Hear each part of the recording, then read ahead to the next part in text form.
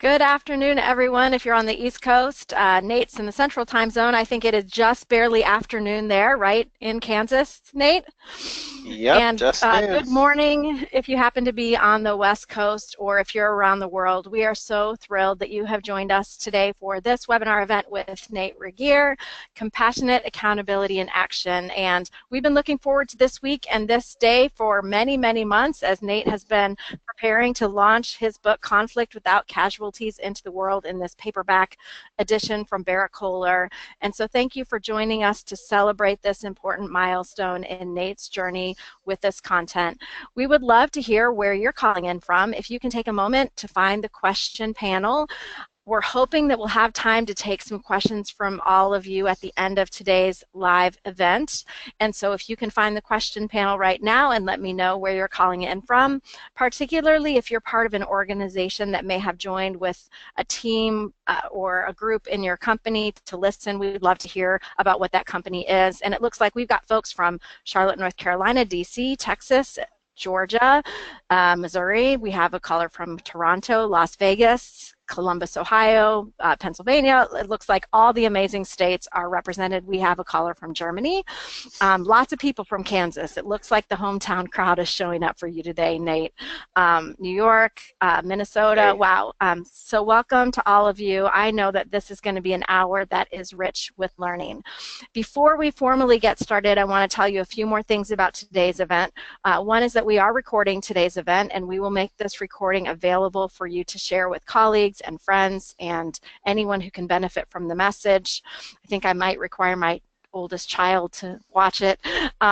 So be thinking about who you can share this recording with. We will also share a PDF of today's slides. Our follow-up email will go out about 90 minutes or so after the event concludes, so you'll have access to the special offers that we have today, as well as access to the recording and the slides almost immediately. And thanks to those of you in Derby, Kansas, who are part of a group who are watching from Woodlawn UMC in Derby, Kansas. So thank you, Isaac, for joining together for that powerful time of learning. We also have what was I going to say? We have someone calling in from a bus. That is amazing. And a group from Allstate in Houston, Texas. Welcome, Carl, and the group from Allstate. We're super glad you're here. I don't know if any of you have been on my webinars before, but Nate and I were commenting as we were getting ready that we each have a new background for today's webinar. Tell us about yours, Nate. Well, I'm excited about this background. On the back of the wall here are original paintings from Stephen Cartman. And if you've read the book or you're familiar with the drama triangle, you know that Stephen Cartman is the psychiatrist that developed it. And sometime if I ever meet you in person, I'll tell you the inside story about being in his house and seeing the painting that he does in San Francisco. It's fascinating. Very cool. So one more quick welcome to a corporate group at the Baptist General Association of Virginia. And John, thank you for joining with your team there. That's fantastic. So a bit of a formal introduction for Dr. Nate Regier. Nate has his doctorate in clinical psychology from the University of Kansas, and he practiced clinical psychology for about 11 years before beginning and founding Next Element. One of the unique things about Next Element is that most of the folks who work there in Newton, Kansas are partners in the company and are laboring together as they bring these important messages into the world, and they certify folks in important learning leading out of drama and the process communication model, and Nate is certified in those and his team, and they do such great work. I know, Nate, I can't wait until June when I get to come out to Kansas and see the Next Element office in person. One more unique thing about Nate, he's been married to Julie for 23 years and has 3 amazing daughters, and Nate's also a competitive barbecue guy, and so I hope that when I come to Kansas I'll get to taste some of your cooking. I don't know if that's a possibility. Always. So did I leave anything important out in that bio, Nate, that you would like our group to know? No, you didn't. Not at all. And if something else comes up, I'll share it as we go. That sounds great. So today, Nate and I are going to have a conversation about compassionate accountability in action. And while we realize that some of you may have participated in past events or have familiarity with the concepts of the book, we want to start really to do some basic definitions. So Nate, can we start with you defining what is compassionate accountability?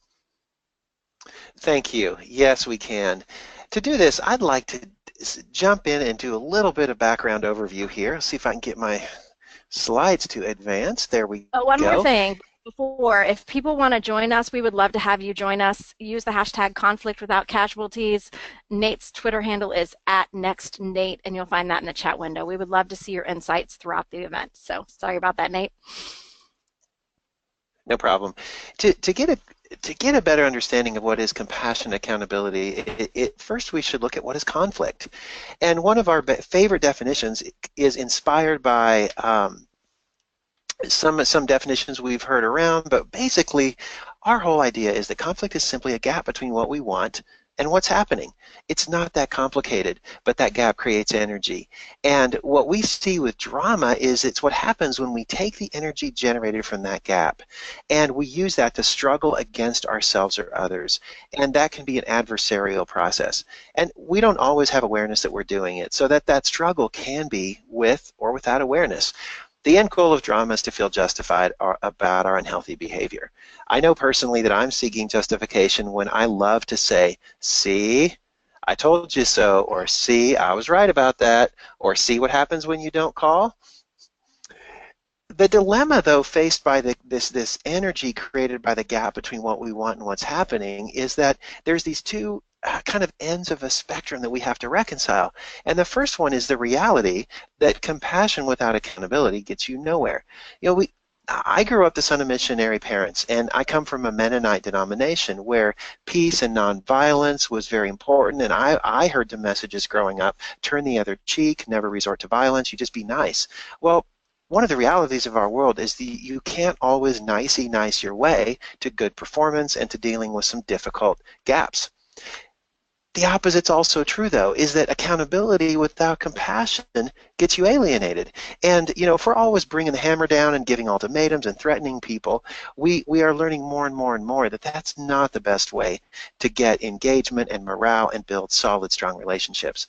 So the challenge really is, how do we blend these two? And we believe that blending the two of these and reconciling these two ends of the spectrum is really the art of compassionate accountability. And so it's really all about how we struggle.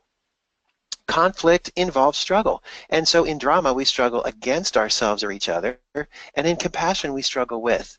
I love the Latin root of the word compassion, which means to struggle with or to suffer with. And so what you notice in these two definitions is that the struggle remains. And later I'd like to share with you a little bit about what you can anticipate if you decide to implement and try some of these strategies. So compassion accountability then is using the energy of conflict to create something amazing because we choose to use that energy to struggle with ourselves and others in a spirit of dignity and mutual respect. I love that. Thank you so much for refreshing all of our memory on the definition of compassionate accountability. Nate, can we talk for a few minutes about what's so different about how you and your team approach conflict? Yeah, it is our frame of reference on conflict that I think is core to the work that we do. And here's our basic premise, is that conflict is not the problem. It's actually the solution, because conflict is energy, and we know if you've ever wanted something that you didn't have, or if you've ever been involved in a conflict with somebody, you've experienced the energy that creates. Maybe the energy of being preoccupied or thinking about it or working really hard to solve it. Maybe it's a conflict between a goal that you've set and your current state, and you work really, really hard to reach that goal. And then the second most important premise here is that the purpose of conflict is to create. You know, people are different. We are so different. And if we appreciate diversity and we leverage diversity, then it goes without saying that differences and disagreements are going to happen. So what if we see the energy of that conflict as actually having a purpose to create something instead of destroy? Well, then, that's a really you know, yeah, it's really changing our frame of reference on that. You know, I grew up. I'm a kind of in between a boomer and a Gen Xer. So I grew up with all these conflict mediation, conflict management, conflict reduction programs. They were everywhere, and I learned a lot of them. And I even got certified as a mediator in graduate school. Here's the thing, though: all of them position conflict as the problem. It's the thing to be reduced, mediated, managed, as if we could just get rid of the conflict, we'd be fine. And in fact, some research that I'm going to share later, 30% of the general public agree and believe that conflict is the problem. But conflict doesn't have to cause casualties. If we go with this logic, then conflict doesn't have to destroy. It could actually create, and we can have conflict without all those casualties. I believe also that conflict is integral to peacemaking. If any of you are in the profession, whether it's a spiritual, religious type of peacemaking or more in maybe community service, if you're working to create peace, conflict is a really important part of this. Interestingly, though, 23% of people that we've surveyed believe that peace is the absence of conflict. Thankfully, among learning and development professionals, that's a little bit lower. And so the bottom line then is that compassion to struggle with people actually requires conflict. It's not something to be reduced or run away from. That's really helpful. So Nate, can you tell me, I know that you and I have been journeying together for a while and getting this message into the world, and you've been doing some really interesting research, and you've been speaking and talking with folks around the world. Can you tell me what in this message that you're sharing is most resonating with folks? Yeah, I can. And I might tell you right now there's a little gap going on between my desire to have a quiet space and the trains that are going on outside of our office. But we've tried to make that, well, good. We've tried to make that kind of part of the allure of Coming to the Next Element is we get to deal with trains all the time.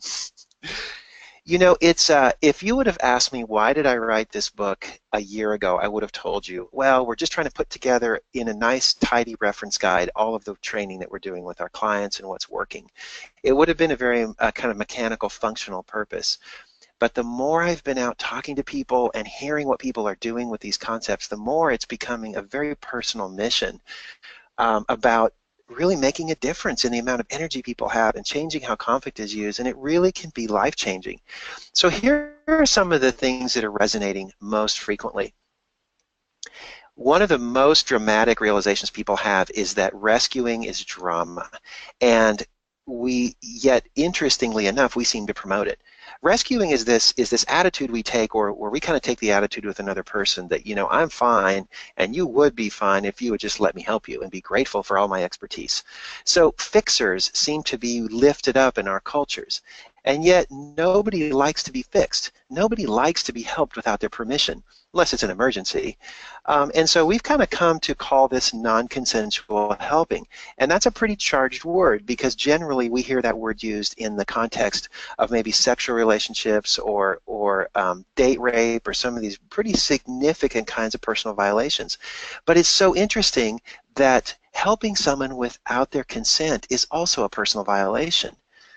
A woman came up to me at a book signing the other day and she said, I had no idea how much I gave unsolicited advice. I hate it when people do it to me, and yet I do it all the time.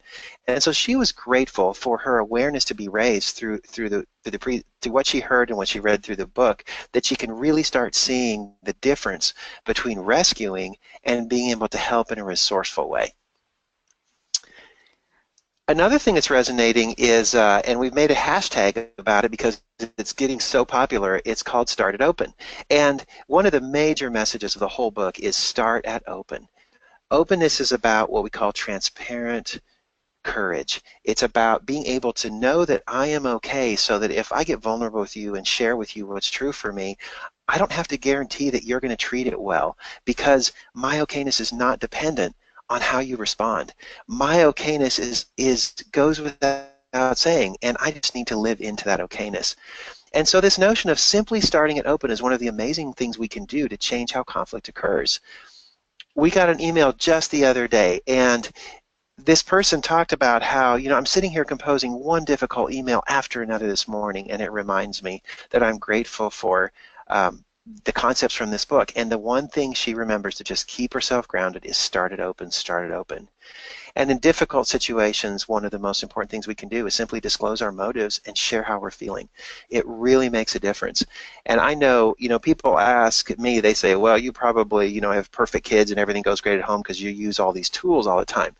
Well, no, I don't, because I'm human, and drama comes in. And sometimes I tell myself, you know, if I can't do anything else, just be open and honest with my kids about how I'm feeling, what I'm after here, and it's amazing how it works.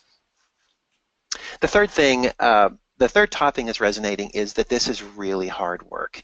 And people will ask me, so if I read your book and come to your training and get certified, life's going to be easy, right? Because we're just going to deal with conflict and it's going to be fun. And the answer is no. It never gets comfortable. And it never gets easy. But what I can tell you is it's rewarding, it's fulfilling, and it's meaningful. And I call it hurting so good. I know when I work really hard in the yard and my back's hurting and my legs are hurting, I sleep so good because I have something to show for it. And it's kind of like that with healthy conflict. So those are some of the top three things, Becky, that's resonating with our audiences and with the people that we're working with. Great, and those resonate with me as well. I appreciate your vulnerability and sharing that it's not always easy with teenagers and kids at home as well. Now, Nate, I know that you've been gathering a lot of really interesting and exciting data about people's response to conflict and how these topics are being integrated into their lives. So can you tell us a little bit about that data? Yeah, I can. And when we were doing research for this book, one of the things we found is one of the best studies that had ever been done on the prevalence and cost and consequences of workplace drama was a global study done in 2008. And we really haven't seen any good real-time research since then. So we've been starting to collect data on testing some of the concepts in our book and see what's out there. And so one of the things that we're finding, we've had two research studies going on with two different quizzes that people are taking, and they're available to the general public. One of them is called the Drama Resilience Quiz. It's free and it's kind of fun because you get to find out if you're an energy vampire or a compassion hero. I should tell you, this is not a validated study. This is a quiz just to get people's immediate reactions to how they behave. But we have found some interesting things from looking at data from over 700 people that have taken this. Here's an interesting dilemma. 91% of the people agree that the purpose of conflict is to create something new, and yet 74% of people choose compromise to avoid conflict. So I'm not sure about you, but I have that internal struggle that I know that conflict has potential, and yet very often I will shy away from it because it's uncomfortable or because I don't know what to do. And so this reveals a huge gap in people's confidence and capability to leverage conflict as a creative resource. Here's a fascinating bit of data here. 3 of the questions on the Drama Resilience Awareness Quiz have to do with rescuing, this notion of getting involved in people's lives and trying to fix them without their permission. We asked people 3 questions. Do you give unsolicited advice? Do you fail to ask for permission before you help somebody, and just know you've got what they need, and even if they haven't asked, you should show them. And almost half of everybody said they do these things. And so here it reveals kind of that dilemma from the woman that shared with me before, that I hate it when people do these things to me, and yet I'm also part of the problem if I'm doing that with other people. Do you think it's possibly even higher than what people will admit, Nate, that more people than are admitting it do give unsolicited advice? I would guess so, yeah, because I mean, who wants to be accused of this? However, at the same time, we're finding that a lot of cultures actually think this is a good thing. And so we've been teaching the drama triangle to corporate groups, and we teach about the victim role and the rescuer role and the persecutor role, and people will raise their hand and they'll say, I get that being victim is harmful, I get it, and persecutor, nobody wants to be attacked, but rescuer, what's wrong with that? We're supposed to go save people and give them all the solutions. Isn't that what good leaders do? And the reality is no. Great leaders don't rescue. They teach people how to fish instead of giving people fish every day. That's helpful. Good reminder. We have another quiz called the Conflict Awareness Quiz. It's a little bit, it's not quite so fun to take, but you learn a lot about some of the realities of conflict. And here's what we're learning. We have administered this, or over 1,200 people from the public have taken it, and almost 100 people that are lead learning and development professionals, executives from Fortune 500 companies. So their data is really interesting to see how it compares with the conflict awareness of the general public. And across the boards, across both groups, about 30% of people believe that conflict should be reduced, managed, or avoided. So we could surmise that they kind of have the attitude that conflict is the problem.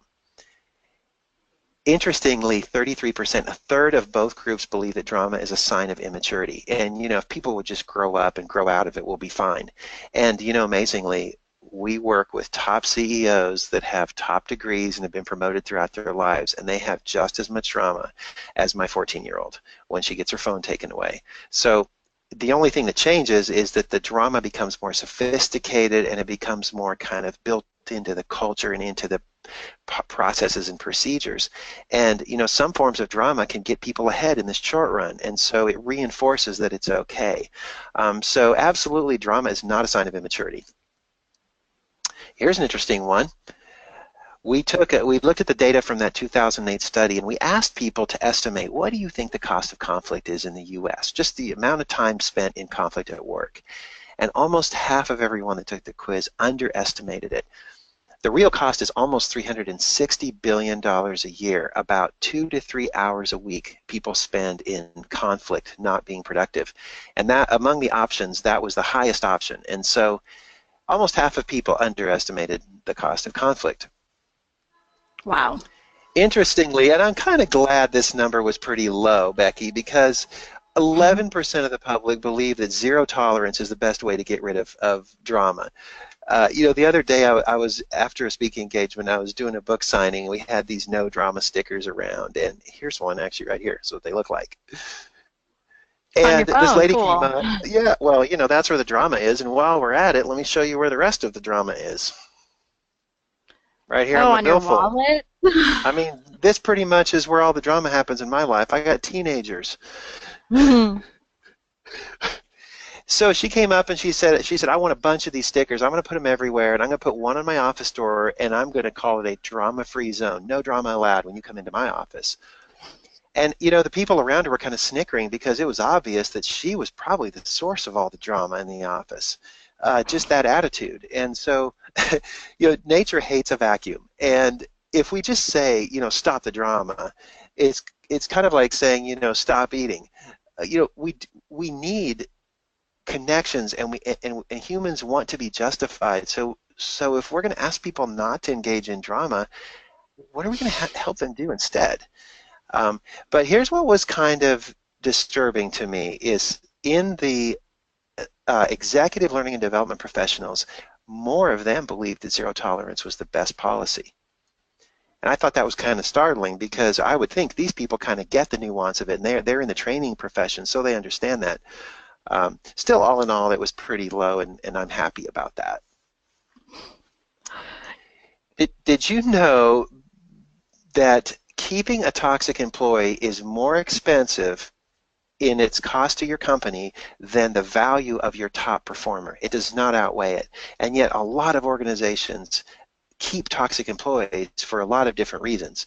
But interestingly enough, almost 80% of the people that were surveyed appropriately estimated that it is expensive to keep a toxic employee, and it costs about $12,500 a year. How do you come up with that number, Nate?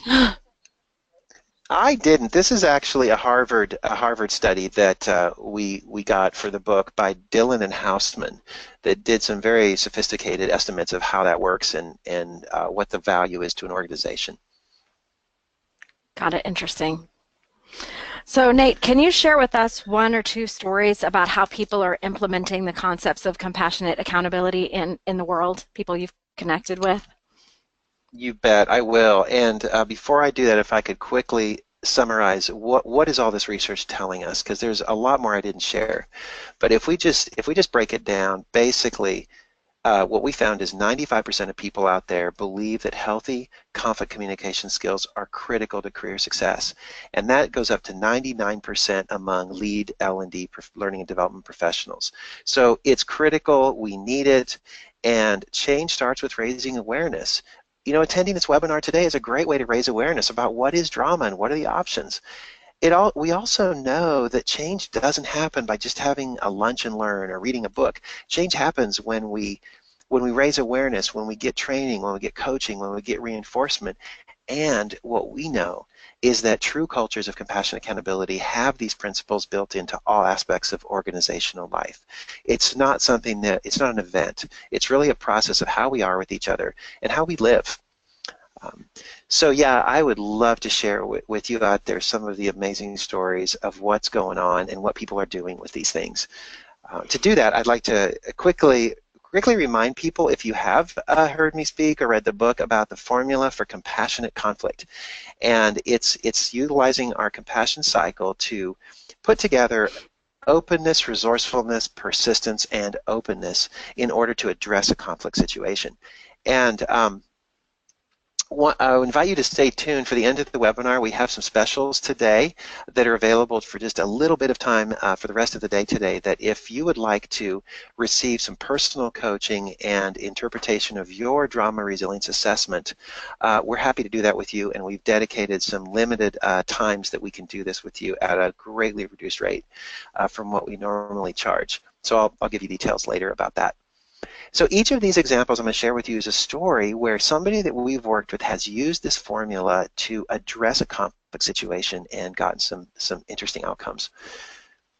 Recently, one of our trainers was working with a healthcare company, and I was reviewing some of the program evaluations at the end, and one woman wrote this in her program eval. She said, "Before this training, I was going to quit, and after this, I have hope, and I'm going to stay at my job." And I thought that was fascinating, that she really felt like the conflict going on and the drama was hopeless. But not only did it give her hope that things could change, but it gave her hope that she could change. And so that situation, one person's job was saved. That's amazing. This was powerful. When people have hope, it's amazing what they try. Another situation just a few months ago, it's so near and dear to my heart. This was when some of the executive orders were going out with President Trump, and we weren't sure if they were going to get blocked or not blocked, but there were a lot of Hispanic folks that were very scared about what could happen. And this pastor shared about how he had used the principles in my book to confront his congregation about the reality that their pastor might get deported, and how are they going to talk about this notion of a safe sanctuary, and how are they going to deal with this. And when he shared his example, there was not a dry eye in the room. And I've watched this man over the last few months become more and more assertive and more confident in himself, and pretty much he's ready for whatever comes, and it's just a beautiful presence that he brings. Wow. So do you have any details about exactly how he used the ORPO to share with his congregation? I could probably try to recreate the statements that he made, and to protect his privacy, I'm not going to. But I will share with you some specific things that were said in another example. That sounds great. Thanks. Yeah.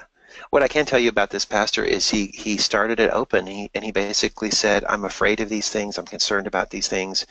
Here's what I want. Here's what I want for my congregation." And then he moved to problem solving with them, some creative problem solving.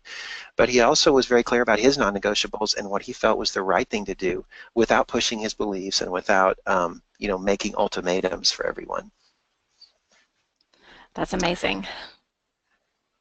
Recently, someone we were working with had a situation where it was a grandma that was very involved in his grandson's life, and the whole family was concerned because she kept enabling him, and his behavior was getting out of hand, but she kept kind of rescuing him from his own consequences. And so we had a conversation with her about how to use the formula for compassionate conflict to reframe the relationship and do some healthy conflict with the grandson. And she started doing these things, and for about a month we've been getting notes periodically, and this is one of them about, "Hey, I've been able to maintain my boundaries with my grandson and stop enabling him." And the part of the story that I just remembered I should have shared is that it all culminated with the grandson getting arrested. And so the grandma really kind of had this wake-up call about, I really need to change my relationship with him to have compassionate accountability. And so that's kind of exciting to get notes from people that when things are working.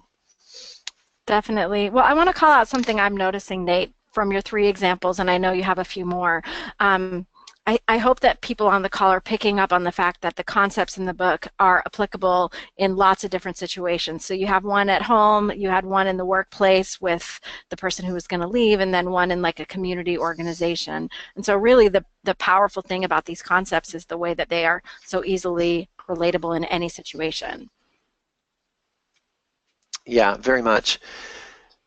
There was one example where I worked with an executive team on how to deal with a crisis where one of their head nurses was caught not only embezzling funds from the organization, but also using selling prescriptions on the side. I mean, it was a horrible legal situation, crisis, and they had to remove him immediately from his position. But now everybody's wondering. But from an HR perspective, there's not a lot you can share, and there's a lawsuit that's probably going to go on, and you have the FDA, I think, involved. So we worked with them about how do you handle that. I would have loved to be around when United Airlines was figuring out what to do about that whole situation, because I think these principles could have been applied there to save a huge PR nightmare. Um, Here's one, we do a lot of work in healthcare. Here's one that is fascinating how quickly things can work.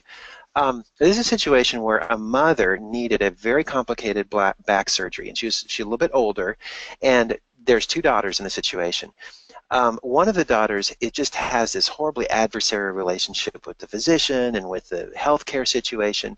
And when the two daughters come in to have this pre-surgical meeting, the physician says to the first daughter, "Are you the mean one?" And so that's already kind of a reputation that the patient has of being the mean one. Well, the second daughter used the formula for compassionate conflict to reframe and deal with the gap in the room between, we want good care, but we're not going to get it under this situation. And so working on how to reframe that to have a healthy collaborative relationship instead of an adversarial one. And within a few minutes, the physician was literally had his hand on each of the daughters' legs, I think, kind of reassuring and saying, and committing himself to giving good care to the mother. And, that's what you want to hear, is the physician saying, "I commit to give your mother the best care possible." And so the second daughter continued to use this formula to engage with nursing staff during the time that her mom was in the hospital. And she said it was magical. I mean, something as simple as, my mom needs her diaper changed, and nobody's coming. So I could wait and get upset and get frustrated, or I could go to the nursing staff and say, "I'm anxious and worried about my mom because I want her to feel confident that she's going to be comfortable tonight. What ideas do you have about how we could solve this problem? Because I'm committed to being an advocate for my mom while she's here." And just like that, the nurses drop everything and go help him change her bedclothes. And so she gave example after example of being able to engage with compassion, accountability, and get good care. Well, and one of the things I want to do quickly before we move on is Claudia was wondering what the final O is, and that's back to open, right? Start at open and then you finish with open. I'm learning. I'm catching Great. on. It's a really good question, and I should have finished in that example before, is after she said, it's really important to me and my boundary is about being an advocate for my mom. And usually the fourth O is usually where we turn things back over to the other person, because conflict is tough. And so it might have sounded something like, "I'm curious where you're at with that," or "How do you feel about that?" And that's very often what we do when we're doing conflict, is we'll turn it back over to the other person to show that we're listening, that we care about their perspective, and that it's safe. Great, that's very helpful. All right, So I think we have I'm time not for sure. this one. Okay, great. No, well, you were going to say I'm not sure. I'm flexible. Well, What do you think? I wasn't sure if you had one more story or if we were going on to our next question, but I think we do have time for this story. We do. Speaking of medical care, so situation where a patient has a very adversarial relationship with the medical system and is always using threats and risks, threats of lawsuits, and "How come you can never get me in, and I don't trust you?" And so we coach this person to say, what if we started looking at using the formula for compassionate conflict to struggle with your healthcare provider instead of against them, and started coaching on how to do healthy conflict in order to deal with the gap between the kind of care she wanted and what she perceived she was getting. And after a lot of progress, one of the great things she said, "Thanks for teaching me how to be nice." And what she was basically saying is, this feels a lot better, and when I change the way I approach a conflict, I get different things. And what was profound about that was she owned and accepted that, for anything to change out there, I have to change first. That's a really important realization. So those are some examples, and I'm passionate about it. I could go on all day, but I'm ready to move to the next question that you have for me. Sure. So we talked a little bit before about how you are taking this message around the world, and I know I've seen photos of your work in various places. I'm curious, Nate, if you can share with us what's different in other cultures as it relates to the approach to conflict. Yeah, great question. And we are starting to have more and more trainers in other countries that are working. We just certified some people in Australia, and we're actually just getting ready to certify someone from Austria. And so it's fascinating what we're learning. And before I share about some of what we're learning, I want to back up a little bit and look at this compassion cycle. And when we talk about building cultures of compassionate accountability, we talk about what kind of a environment does it create when we practice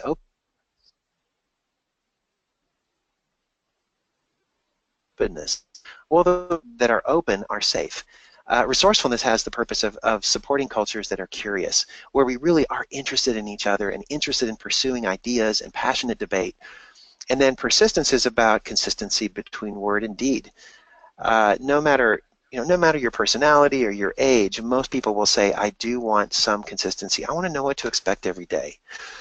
And so in that framework, one of the things we're noticing is that some cultures actually value courtesy over openness, where courtesy is kind of this cultural norm where we kind of fall over ourselves. We always put ourselves second. We give in to people, all in the name of courtesy and humility. And by doing that, we actually are playing the role of a victim, where we're giving in and putting ourselves second because that's what we're supposed to do to be nice. And that can become a real problem if it really does put our own needs and important health on the back burner. Another thing we're seeing now is, particularly with all of the geopolitical conflict going on, is the difference between collaboration and rescuing. And how often have we seen in the news now this notion of, you can't go it alone, or why do you think your solution is the best one for us? What do you know about us? And so collaboration is about how do we work together to leverage our differences and resources to get the job done, versus how do we come in and say, hey, we know what's good for you. And that's something that we're seeing, that cultures are different in how they view that. I think also there are cultural differences in how we're taught to deal with boundaries and boundary violations. One of the things we talk about is one of the indicators that I'm slipping out of the compassion cycle and into drama is when I give an ultimatum. Saying things like, if you do that one more time, then I'm going to, or don't make me have to bring the hammer down. And ultimatums are one way of enforcing a boundary or stating a boundary, but usually it becomes very adversarial quickly. Versus some cultures are a lot more, they're much more roundabout about setting boundaries, and it's not near as in your face. Yet every culture has its own way of saying, here's the lines we don't want to cross, here's what's okay, here's what's not okay for us. Another thing we've seen is that cultures are different with regards to which of the three skills of compassion are most developed. What we found, I found, is that like in European cultures, particularly Austria, Germany, Switzerland, not very open, very, very resourceful. You think about problem solving, things running on the clock, very industrious. Everything is just so and very meticulous, but you don't see a lot of facial expressions, and you don't see a lot of emotional expression and vulnerability. Some Eastern cultures, very, very big on resourceful, so big problem solvers, very, very, we lift up all the engineering and math and everything, but we don't really focus so much on emotional intelligence. Or, what we've seen is like, let's take some nonprofit and maybe faith-based cultures tend to be very high on P, persistence, tradition, values, doing things the same way, rules, regulations. And so we have a culture that's very high in P, but it's not very open. It's not a real safe place to be. And it's not very resourceful. We don't see a lot of creative new ideas or solutions. And so there definitely are cultural differences, and we can look at where the balance is in these skills within a culture as well as within an individual, and start to predict where we're going to have struggles, where we're going to be able to shine, and then be able to make some modifications to increase effectiveness. So that's interesting. What I hear you saying, Nate, is that it's not only geography and culture when we think about countries around the world having differences, but even just the difference in each organization's culture and then in each individual's approach.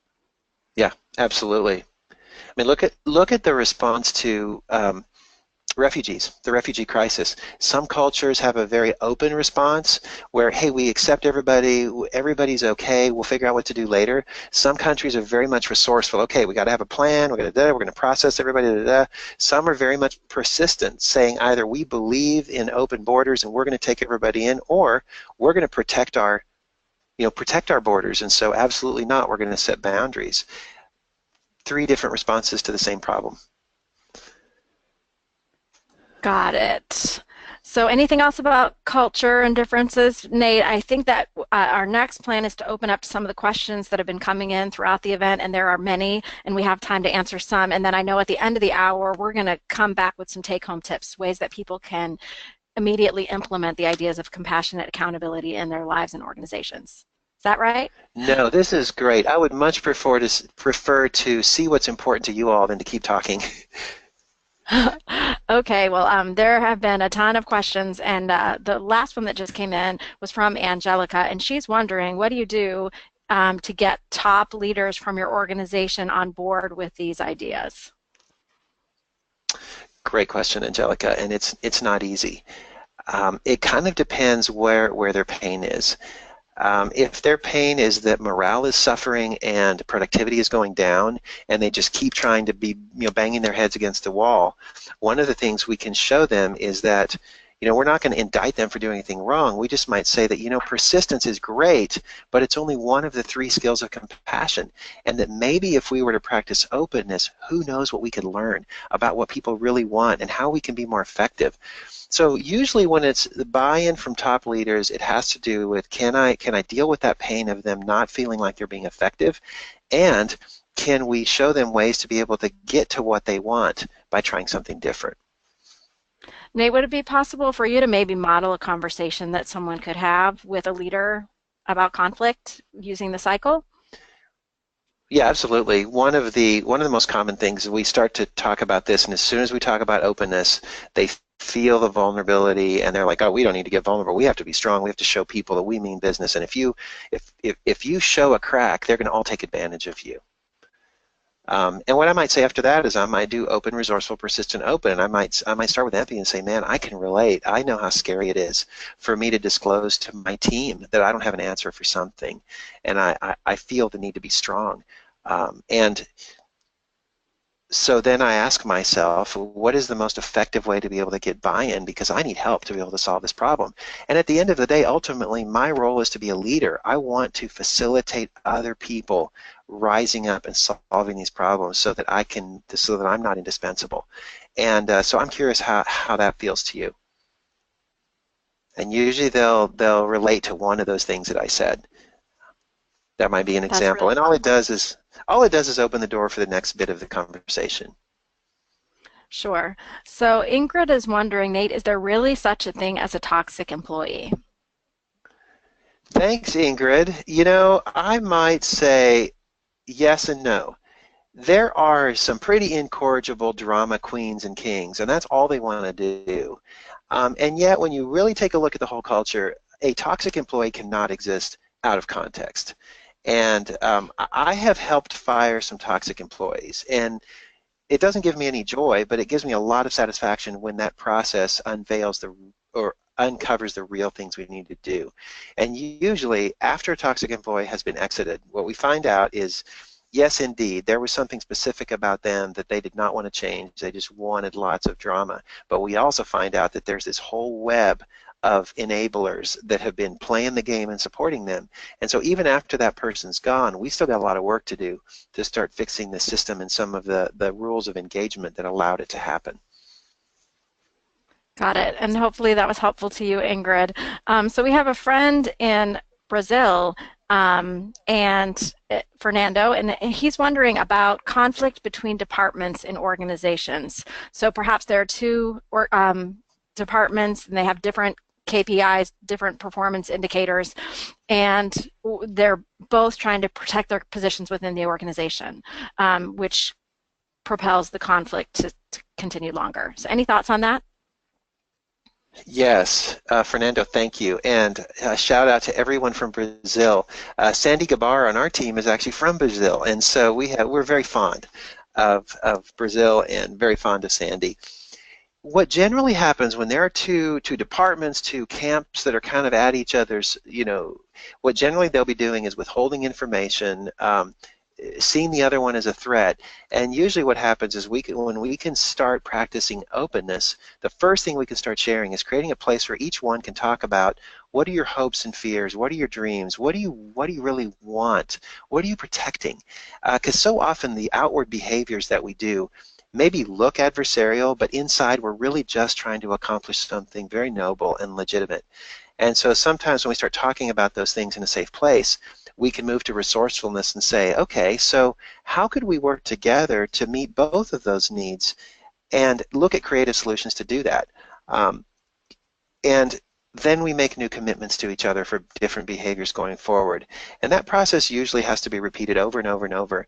But it does give people a sense to feel heard about what's really important to them and realize that some of these behaviors on the surface they're attempting to get a need met, but it's not the most effective way to get it. Got it. Wow, these questions are coming in so fast. So here's one. Do you have any insight into how to navigate conflict when you're on a board of directors, or the people who are having conflict are all elected officials? Have you done any work with those public sector kind of folks? Whew. Yes, That's and a it's hard one, hard huh? work. There's a very difficult situation with volunteers or elected officials because there is such a confusing web of authority versus responsibility versus influence versus loyalty to constituencies, and especially when they're volunteers, it's not like, if they don't like it, they'll just leave sometimes. Plus, most often volunteers and elected officials, they're so passionate about their beliefs that they very easily start to persecute and rescue in the name of those beliefs. Just yesterday I got a call from someone on the West Coast that wants to use this model because they specialize in board work.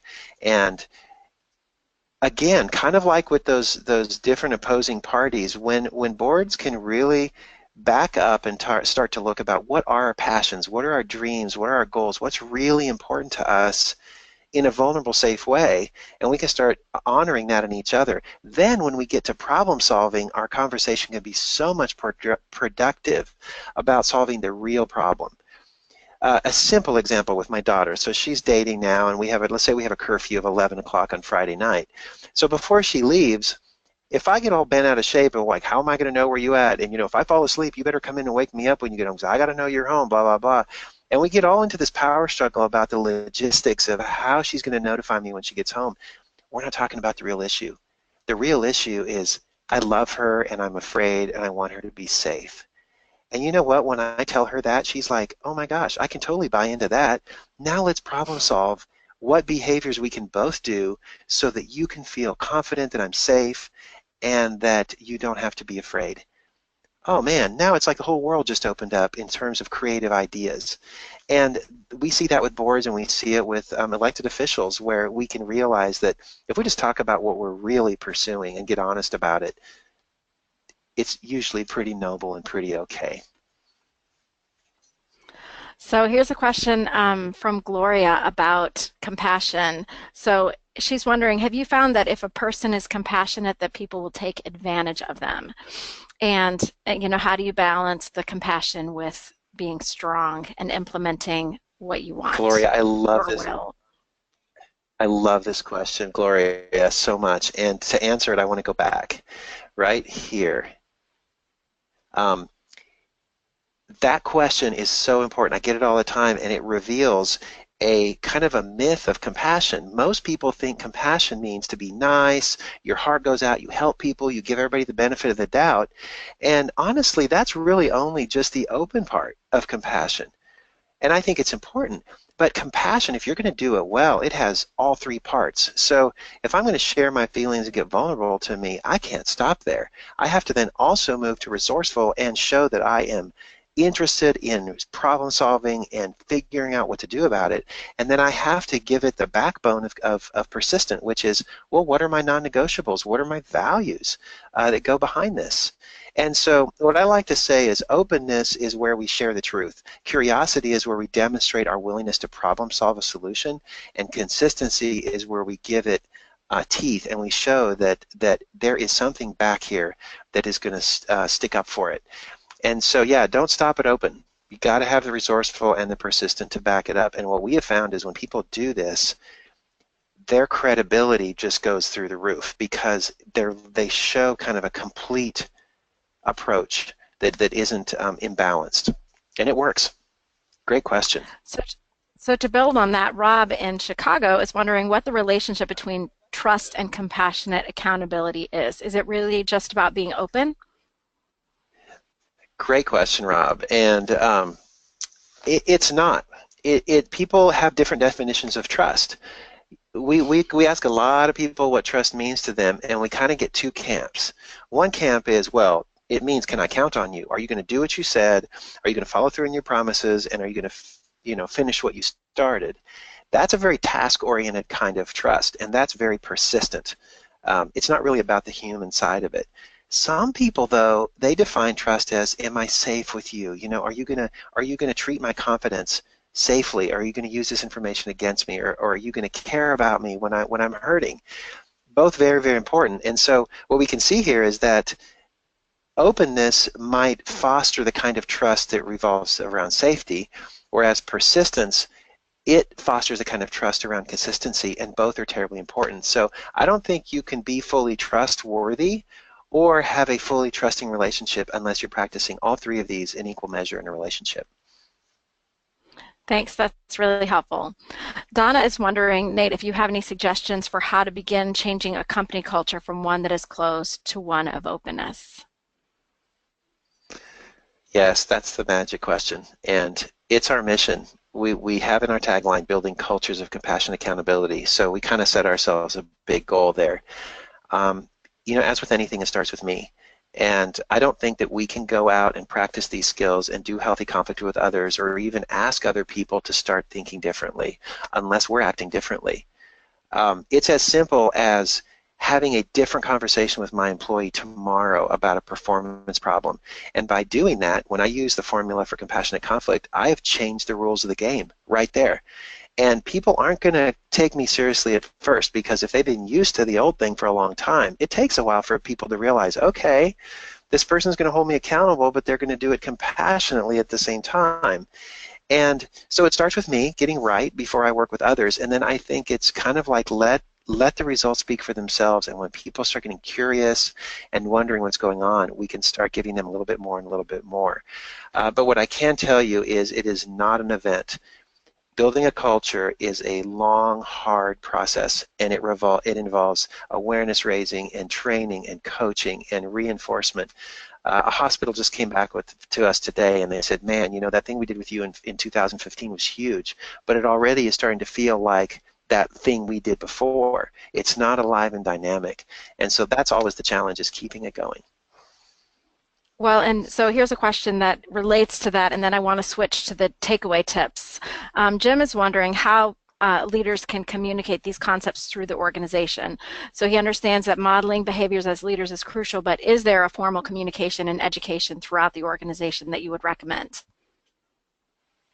Yeah, great question, Jim. And the first thing we ask people to start doing differently when they're learning this, and they say, well, we want to let people know, we want to communicate it, is start building this template into how you do emails, how you do texts, how you do organizational communication. So we're very intentional in our company about whenever there's a potential for some conflict in a relationship, even on email, we use the formula ORPO in how we talk to people, and the results are dramatic.